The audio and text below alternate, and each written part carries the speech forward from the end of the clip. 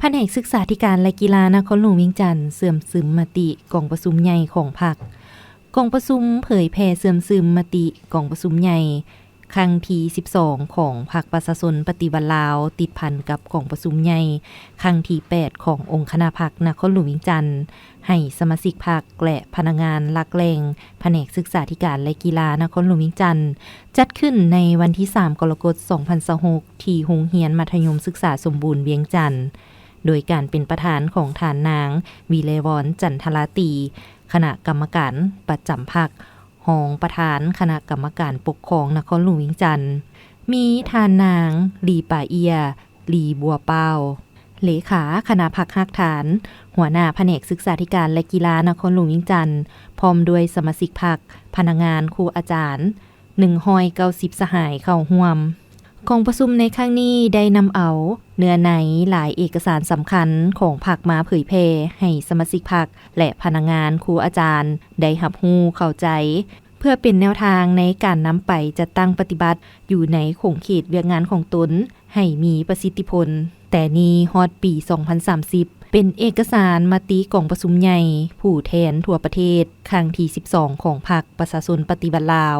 โครงการการเมืองของพรรคฉบับที่3มติว่าด้วยการสร้างเศรษฐกิจเอกราชเป็นเจ้าตนเองในระยะใหม่แผนพัฒนาเศรษฐกิจสังคม5ปีครั้งที่10 2026หา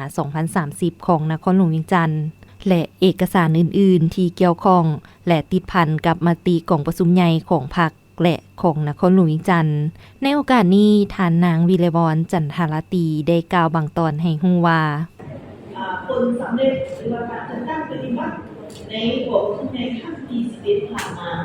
และก็ได้มีการกำหนดแนวทางนโยบายแผนปฏิบัติงานของพรรคและส่งประเทศชาติของใน5ปีต่อหน้าและก็ยุทธศาสตร์ในการพัฒนา10ปีกำหนดวิสัยทัศน์ของปี2055เพื่อสืบต่อที่ผู้แทนการขยายแนวทางการเปลี่ยนแปลงใหม่ของพรรคเข้าไปสู่โลกเลิศต่อไปและสร้างและยกระดับบรรดา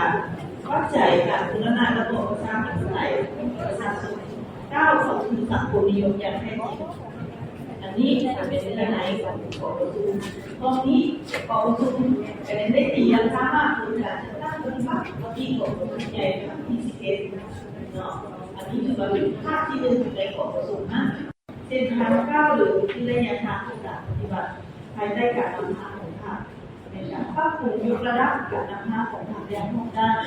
โดยเร่งใส่การสร้างพื้นฐานให้ควบคุมเกี่ยวและควบเป็นระบบระหว่างควบคุมทุกวันในระยะที่พวกเขากำลังหักหานี้จะสร้างและยกระดับการประสบปัจจัยในเกี่ยวกับก้าวขึ้นสู่สังคมนิยมและเป็นการให้มีคนนั่งแน่นเข้มแข็งสร้างหลักที่มาจากประชาชนโดยประชาชนและเพื่อประชาชนที่สมบูรณ์ยิ่งขึ้นอันนี้เป็นตัวเป็นนอนที่ในเมื่อในที่3สำหรับเมื่อในที่4ก้าวสู่สังคมนิยมเราคือว่าเป็นบ้านของทั้งส่วนก็คือว่าการก้าวสู่สังคมนิยมนี่เป็นการยั่งยืนอย่างหนักแน่นและสร้างเด็กในภารกิจปฏิบัติของพรรคน้อยเป็นการก้าวสู่สังคมนิยมเป็นตัวเป็นจุดหมายปลายทางที่แบบพรรคพวกเราสามารถตามปีนหรือว่าได้กำหนดไว้แล้วโมเมนต์